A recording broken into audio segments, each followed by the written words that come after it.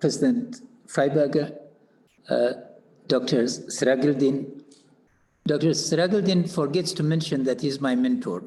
I've learned an immense amount from him, and it's always a pleasure to see you again. You left a mark on everything you touched in the bank, and whichever human being you've touched bears the marks of kindness. Thank you for that introduction. Nizami Ganjavi was among the 10 top founders or genres of discourse in the Dari Persian language, whose influence is cascaded through the last 8 centuries. As he wrote, Nizami's calling is crafting of Dari poetry. Suitable for him is rhyming Dari into poetry. This was the lingua franca of the region. And among others, he influenced Italian opera in the 18th century, so his impact is wide. Let me pay tribute to the Nizami Ganjavi Center, which has turned Baku under the co-chairs into a central node of dialogue and international exchange among civilizations. I think Ismail, as usual, has had a knack for choosing the right date. When he chose the 15th, I didn't know I would be speaking to a drama that would fit Nizami Ganjavi's description of his very rich dramas. President Biden's decision on withdrawal of US forces and the decision of NATO to do the same sets a change in context for a reset of assumptions, alignments, and actions. I've had constructive conversation with President Biden and Secretary General of NATO, Stoltenberg, last night in a very productive hour-and-a-half meeting today with Secretary Blinken, who visited us in Kabul. I respect President Biden's decision and have spent the last 24 hours to help frame the next chapter of our relationship with the United States, NATO, non-NATO allies, including Azerbaijan, that is had close to 1,000 troops in Afghanistan, and also our developmental partners. The fundamental issue for us is when context changes, we change accordingly. So I'm not going to discuss the past. I'm going to focus on the present and future. If you had questions on the past, we could return to those. What are some of the implications of the decision that President Biden has made? It's a game-changing decision, as it forces all actors and stakeholders in the region, in Eurasia, in the Islamic world, and globally to rethink their assumptions. The first consequence is that it removes the major element of turbulence and uncertainty that has prevailed in the last 2 years. Will the US withdraw or will it stay? The amount of time that this decision took was truly a source of turbulence because everybody was operating with a different set of assumptions, and that was not productive. Now that ambiguity is removed, we have clarity. 2, it puts an end to the narrative of US-NATO as part of a larger regional competition, and Afghanistan as a site of that competition with other big powers. Also, I hope that it puts an end to conspiracy theories, because there's been no shortage of those as to why the United States is here, what's the scale, what's the presence, what's the future. There is positively the possibility of a new narrative. For us, it's a narrative of responsibility, sacrifice, partnership in nation building, peace building, market building, in regional connectivity, in security. The region will have to now rethink fundamentally its parameters of security and its partnership with Afghanistan. On the other side, there is the possibility, as President Freiberger mentioned in her introduction, of narratives of jihadists, conquest, and in the triumph of transnational terrorist networks and transnational criminal networks. We're going to be competing on two narratives, and I hope that one set that we advocate with. The other implication is that the UN is going to be given a renewed importance in its functions of peacemaking in regional consensus building.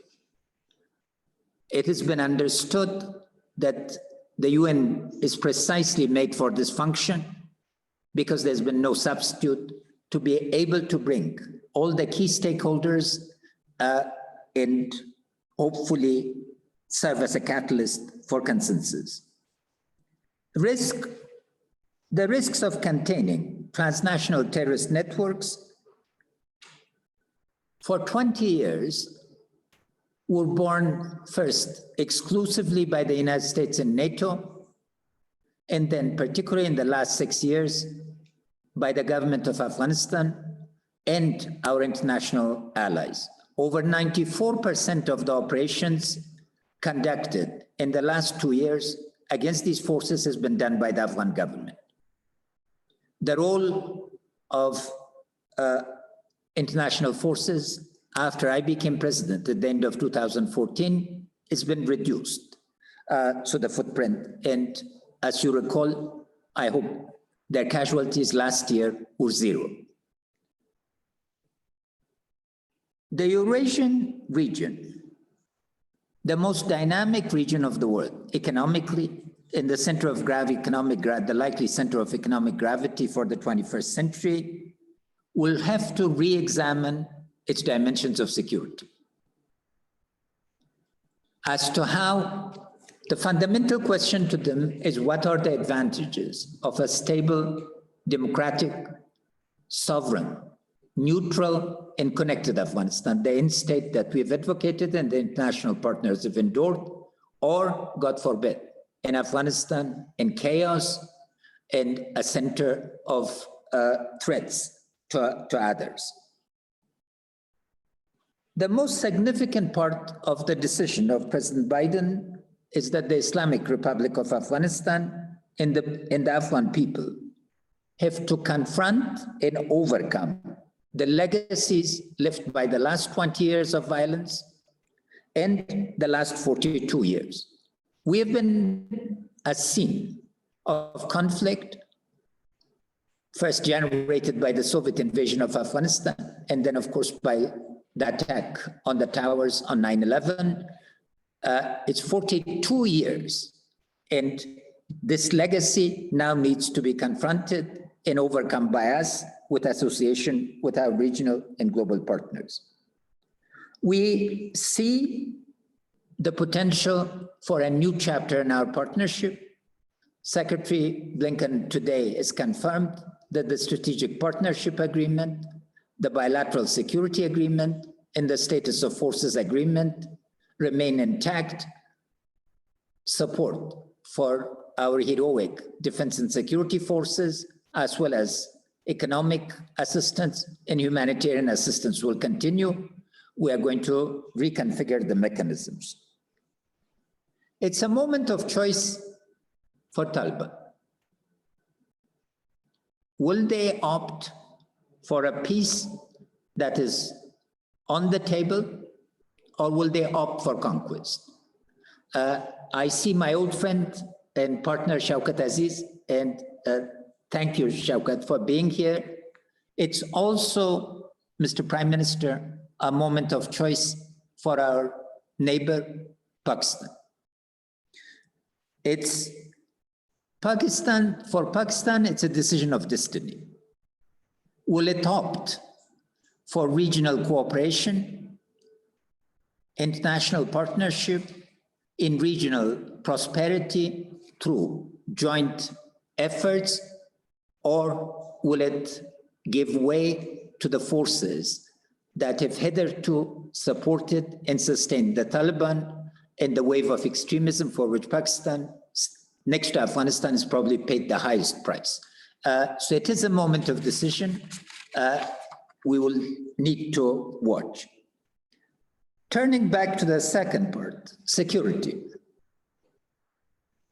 The first issue that I'd like to bring to your attention is that the Universal Declaration of Human Rights is focused on individual rights.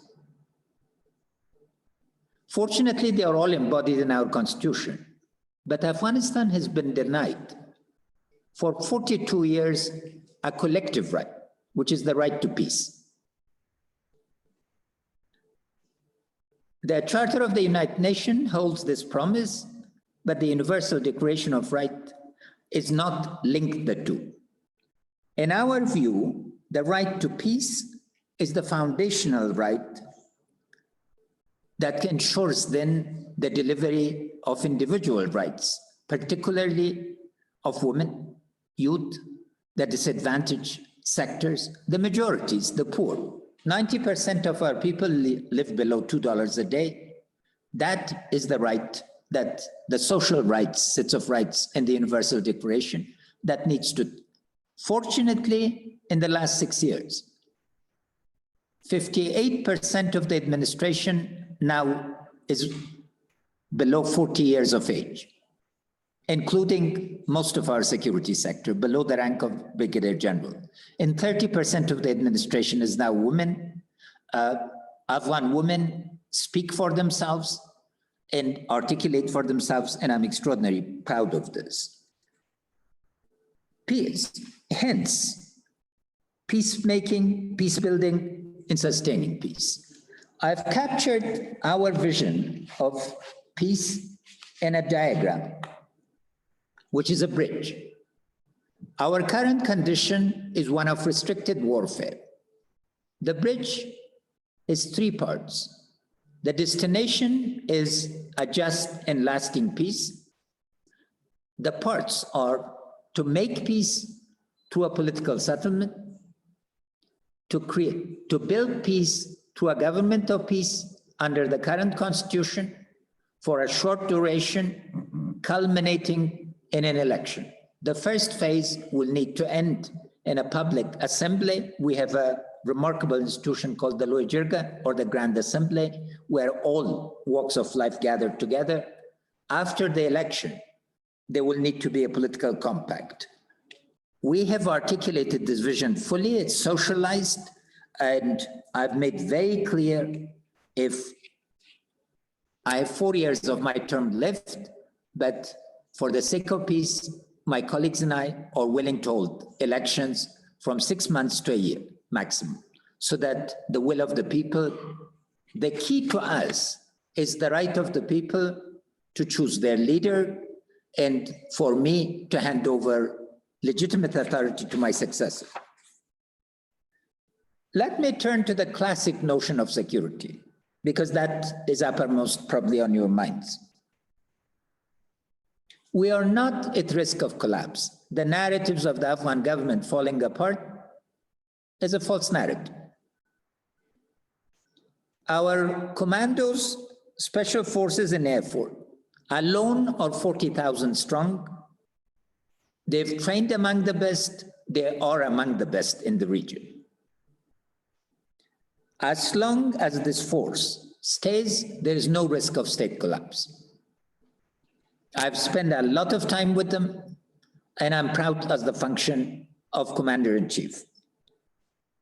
Most of the operations have been carried by them. Now, they've all been brought into one command called the ANASOC, or the Afghanistan National Authority for Special Operations. Every day, they carry 30 to 40 operations with precision and with determination. The force is led by a new generation of men and some women. Women are beginning to make a major mark in the police and slowly in the army, including we have pilots and other parts where the women are participating. The key issue is not the cohesion or the loyalty of the force. There's not been a single occasion where they've disobeyed their civilian leaders. And one of the distinguished characteristics of Afghan history is that since 1747, our last incarnation as a continuous state, only 2 generals have led this country. And even during the communist period, the party took over authority from the officers. President, vice presidents, national security advisor, minister of defense, minister of interior, director of national security, are all civilians. And this is a key. We have a layered security of 350,000 forces from core commands in different parts of the country. In addition to this, people are armed and ready to defend their villages and their districts. The challenge is twofold. One, manageable enablers in technology, because it's access to the right form of technology. Fortunately, this year, our key civilian effort is digitalization of the economy, the society, and the government. And we have now the human capital. We're about 400 people with masters and PhDs, 110 of them, 120 of them alone from the Berlin Technical University. The other challenge is the nature of the war. Distinguished colleagues, war has become totally unrestricted. There are no rules to this war. Never since the Mongol invasion have our women been so exposed, our civil society leaders targeted, our ulama assassinated, etc. So it's that, it's not the level of face-to-face confrontation. The Taliban, including in Kandahar, they attempted conquest of 1 district, lost 1, left behind 1,000 dead, but mined the place to hell. Today I was talking to the thing, they've mined every single place, every single canal, etc. It's a horror story. It's this unrestricted war that needs to end. The other component is a multi-dimensional view of security. What do I mean by that? First, the citizen perspective. From the view of the Afghan citizen, the range of what they expect from state vis-a-vis security is not restricted to physical security. COVID-19 was one example, and we managed it, thank God, very well, 2 waves, and I hope that we won't have the 3rd wave. We have the lowest casualties and have been dealing. For the first time, we distributed food packages to 90% of the population to support them. But it also includes to access to education and others. Human security now has a wide definition from the perspective of the citizen. The second category in the multidimensionality is the society's needs for security.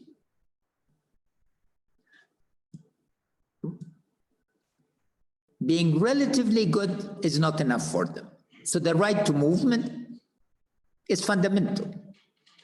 And the right to movement is challenged because of the attacks on taxis, on buses, on tankers and others. There's a systematic series of attacks by the Taliban that cannot be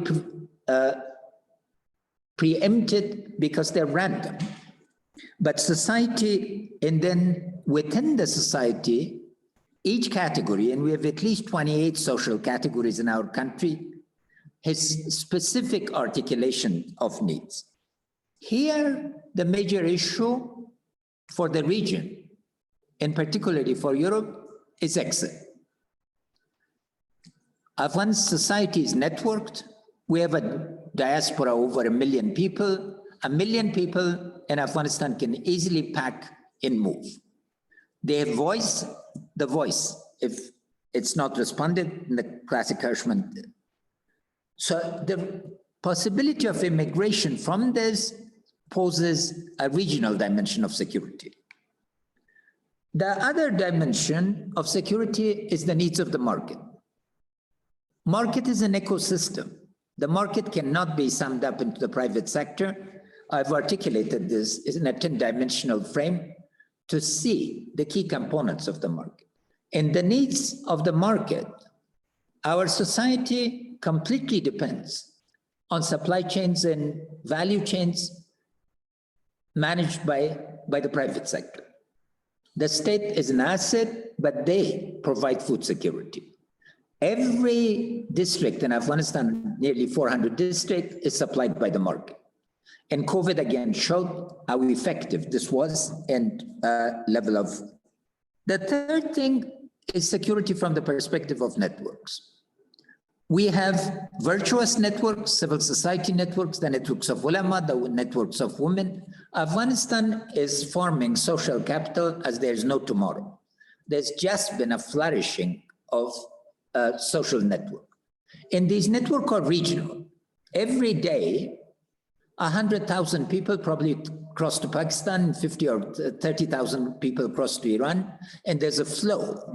We're a hub, a regional hub of flows that has existed for hundreds. The other part is the malign networks, because they are the most sophisticated. The drug network is probably one of the most sophisticated networks in terms of global integration, credit, and others. Related to this is because we are embarking, if Afghanistan is to deliver its potential, it needs mega projects of connectivity. The Turkmenistan, Afghanistan, Pakistan, India pipeline is one example. The railway from Uzbekistan and Tajikistan through Afghanistan to Pakistan as another. Kasa 1000, the power transmission from Kyrgyzstan, Tajikistan, Uzbekistan, Turkmenistan will join this to Pakistan is another, and these are just the beginning.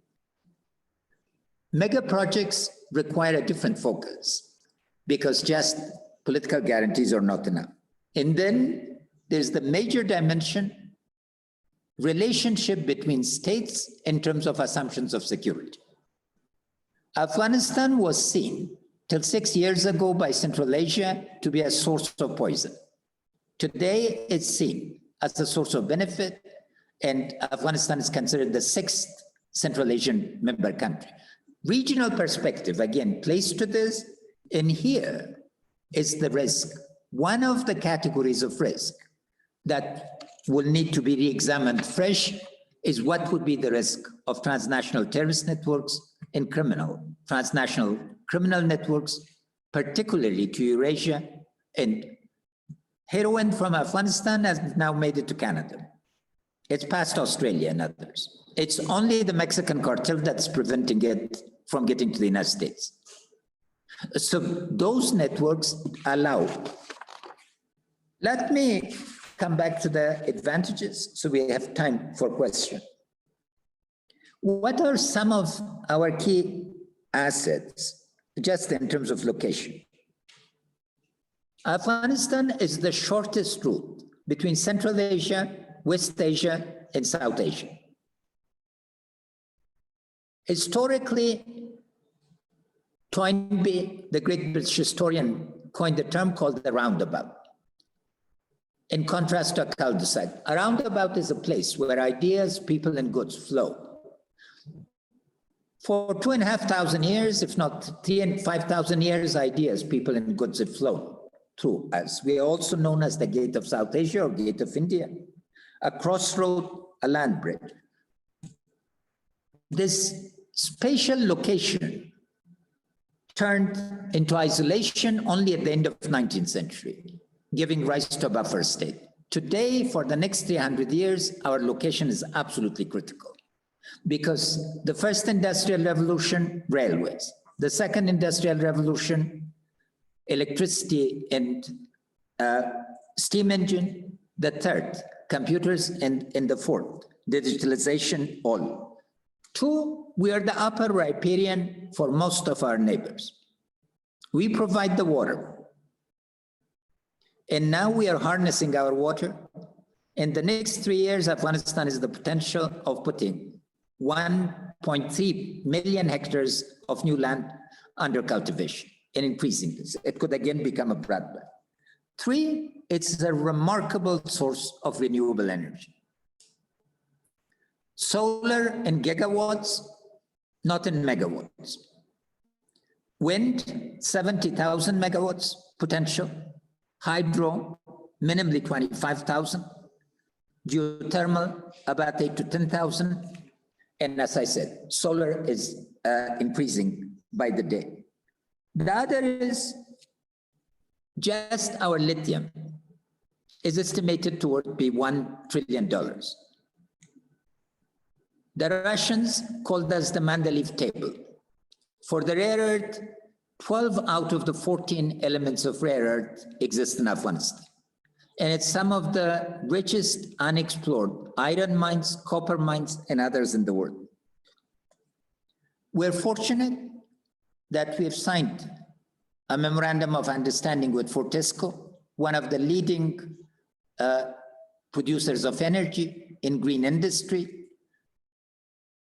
We are in the process of finalizing the studies. If the studies pan out, there will be 20,000 megawatts of power from hydro, resulting in some of the greenest industry on earth. It could give us a type of jump that Singapore acquired from its banking location and others. Let me conclude. Afghanistan can be a stable Afghanistan, could be source of immense benefit, particularly to Pakistan, where the rate of growth could be enhanced by as much as 2%, to Central Asia, to Iran, and others. Here, President Biden's decision is a moment that allows for thinking through. The good news is that almost all regional countries now believe that the future lies in regional cooperation and the cooperative advantage. The other side is the risk of intense war, which could have unforetold consequences. Our focus on reaching a political agreement and on making use of this moment is to avoid those scenarios. But God forbid, should those come, we are ready to fight to death because it would not be a question of choice, but a question of commitment. And for me, the embodiment of constitutional duty. Thank you very much again for this opportunity. All of you are very significant voices in this partnership to focus on the opportunities and to generate the consensus that is needed to move forward. 20 years of internationally based conflict in Afghanistan is going to be over. Today, we've charted our way for the next 6 months. It's going to be an orderly, predictable process. Let me pay tribute to all the men and women in uniform from your countries and from all over the world who came in our hour of need, also the civilians who've helped us. Now it's time to put those energies all to construction. Thank you. Your Excellency, thank you so much for